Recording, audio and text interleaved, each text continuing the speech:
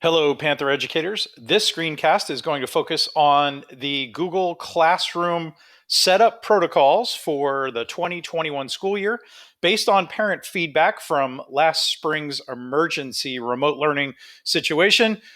Administration has decided to implement some protocols to try to establish consistency in Google Classroom assignment naming conventions and your actual classroom setup.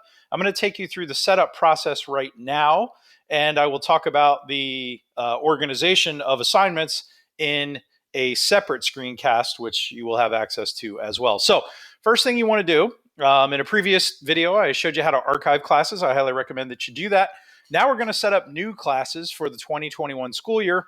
So you come into Classroom, you click the plus, you click Create Class, and it will automatically bring up this dialog. Okay, so your class name, your section. This is extremely important in middle school. In high school, that's probably most likely the period of the day that you meet the class. Your subject, room, whatever room that you're in. Please put your room number in there.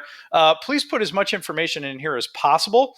One of the things that we heard from parents was that on the home page, they weren't always able to tell what class their son or daughter should have been looking at and working in. So as much information as you can put in there would be great.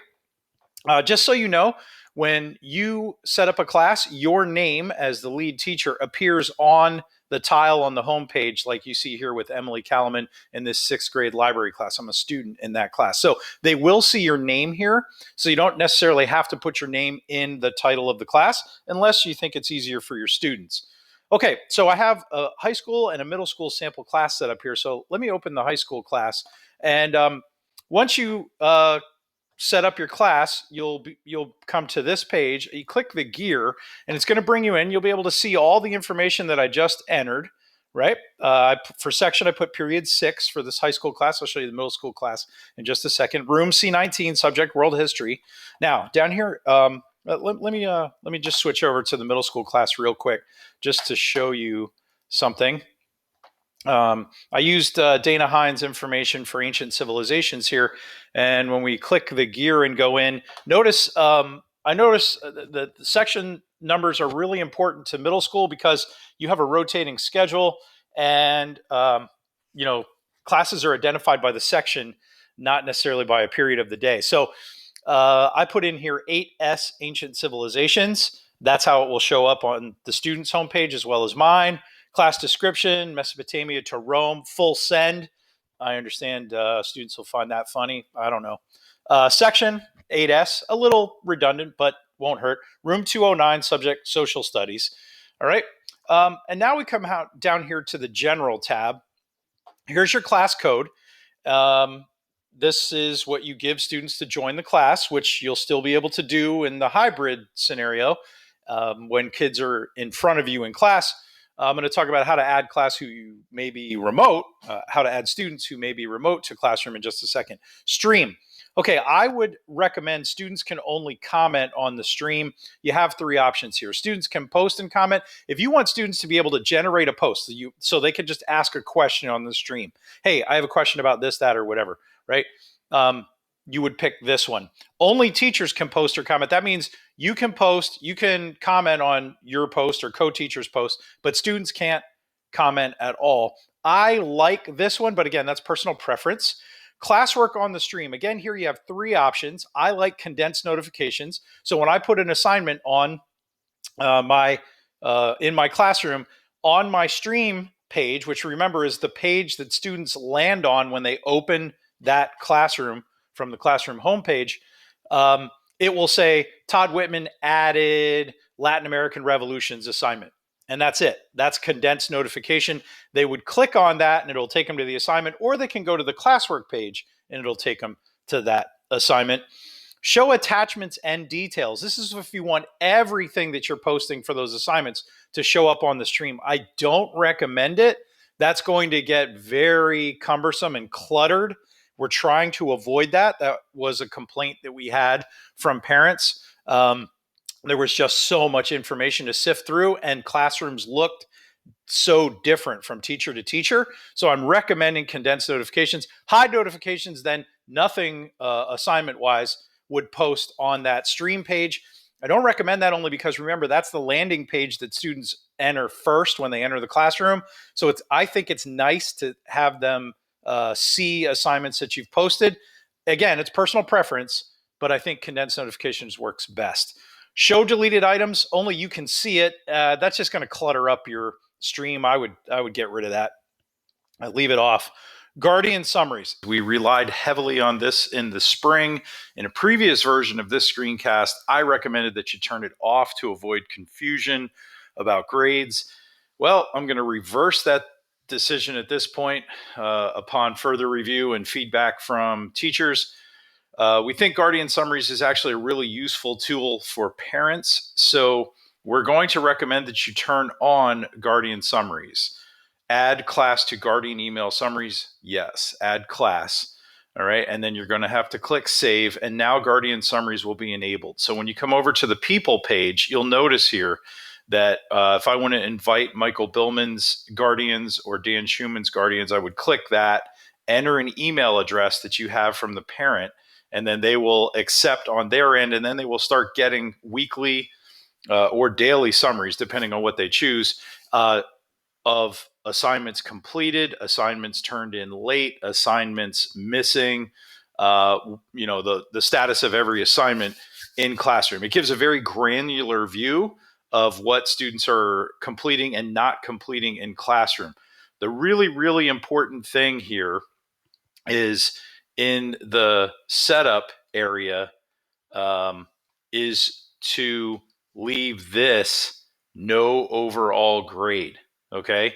Because what that means is no grade calculation will show up in the Google Classroom gradebook. Students will be able to see all assignments and the score they've been given on each assignment, but not an overall grade calculation. And it's very, very important that you leave this off so that parents are getting updates on completed and incomplete assignments, but not getting a grade in Classroom, which very likely would conflict with the official grade in Sapphire. Okay, so again, turn on Guardian Summaries. Any student in Classroom who has a Guardian listed, that Guardian will automatically show up. So you can see student here in this sample class, which is my student sample account, has the Guardian listed Todd Whitman, and that's my personal Gmail address that I have set up for these demo purposes. So any student that you have in class who already has Guardians listed from any other teacher, it will automatically pull that information in, and those parents, those guardians will get the summaries of that student. Okay, Google Meet, here is your integrated Meet code. So I recommend that you turn this on. When you first set up the class, you'll have to generate the code. It'll have a little generate button right here. Click that, and then it shows up. You can copy the code and paste it other places, or reset the code if you have unwanted visitors from other classes popping up. You can just reset the code, and then students have to use that new code to get in. This is where you toggle the visible to students on and off. This right now it will show up on I turn that off, my Google Classroom landing page, turn it off and it disappears, right? So if you don't want kids joining the meeting, just toggle it off. Even if we have a Zoom subscription, if you prefer to use Meet for any reason, you certainly can.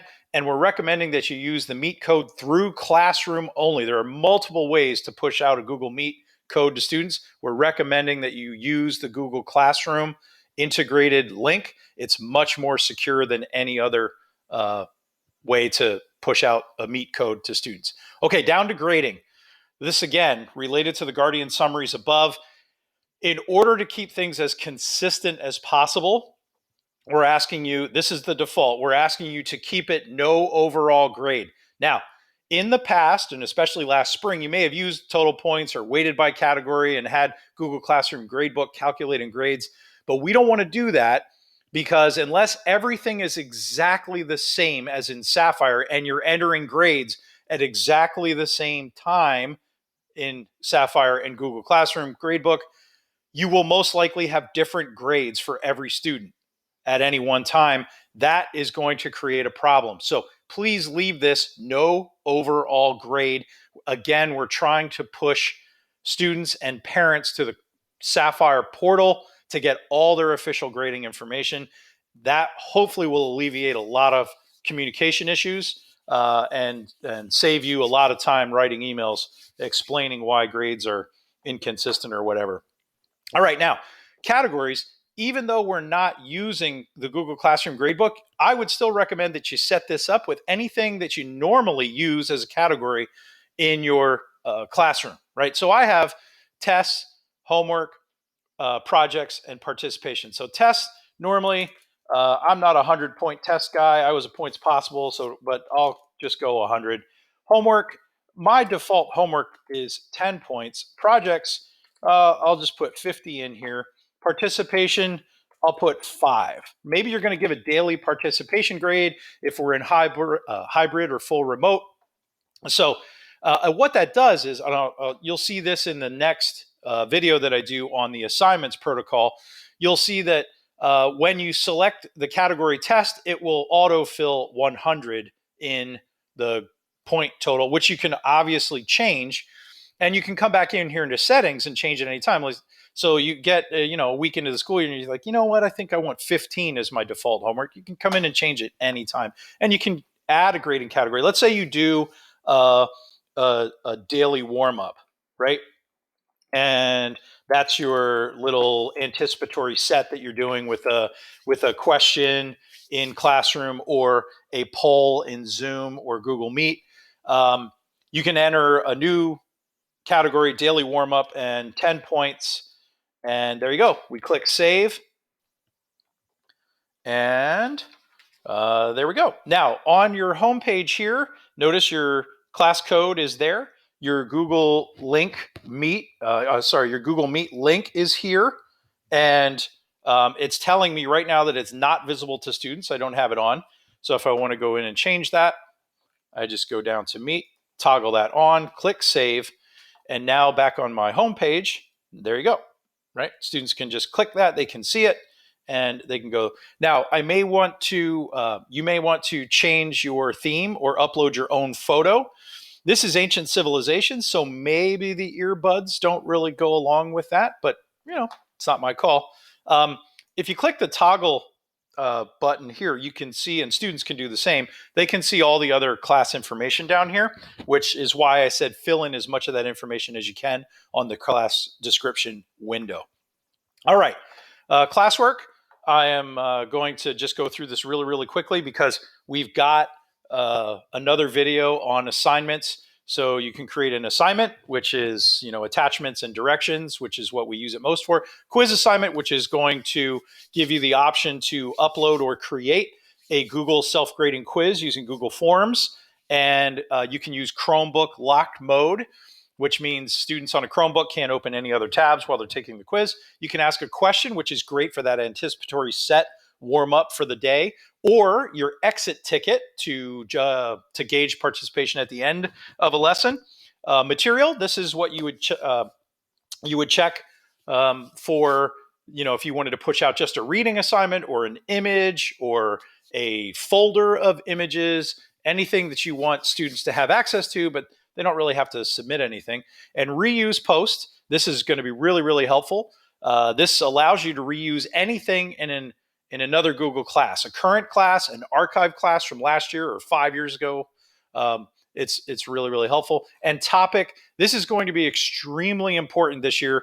We've decided, not me, administration has decided that we are going to organize Classroom by weeks of the school year, so it's easier for students and by extension parents to find information on assignments that are due this week in the school year. More on that in the next video as well. Here's our quick link to a Google Meet. Click that and you go right into your Meet. Google Calendar, this will show you all the assignments that you have posted currently. And your Drive folder, this is where copies of all the assignments that you've pushed out to students are located. The People page, This is going to be really important this year because typically I recommend that you give kids the class code, either put it on the projector, write it on the whiteboard, chalkboard in your class, and have students just enter the code when they go to Google Classroom. But for your fully remote students, you're not going to see them in person, and it's going to be hard to get them the code. So the easiest thing to do is just look at your class roster in Sapphire and go to students, click the plus, and we're going to add new students. So I just start typing Billman, and that comes up. And I type Heilman and Janet Heilman. I want to add Kathy Reedy. Okay, so when you start typing, you'll get a nice drop down list of students. Make sure you're selecting the correct student, and then you click invite. Okay, and in Classroom now, you'll notice that it says invited behind the people who haven't yet accepted the invitations, and they're grayed out. When they log into Google Classroom, the classroom will show up on the tile will show up on their homepage, and they have to click accept to join. There is a way to bulk add from an exported roster from Sapphire on an Excel spreadsheet. That takes a little bit of advanced know-how. It's not hard to do, but if you don't know how to do it, don't worry. Just use that method that I showed you. Okay, the last tab here, grades. Again, we're not using the grade book. However, when you start entering assignments in Google Classroom, the Classroom gradebook will show assignments with student grades here. That's why it's important on the settings page that you leave grading no overall grade, right? Because it won't display a grade to students. Please leave it that way to avoid any possible confusion. Okay, so I hope all that makes sense. I know that's a whole lot of stuff. Some of those procedures are new. Please watch the next video on assignments and using topics to organize Classroom this year. If you have any questions about the technical side of things, please let me know. If you have any questions about the protocols, please talk to your building administrator.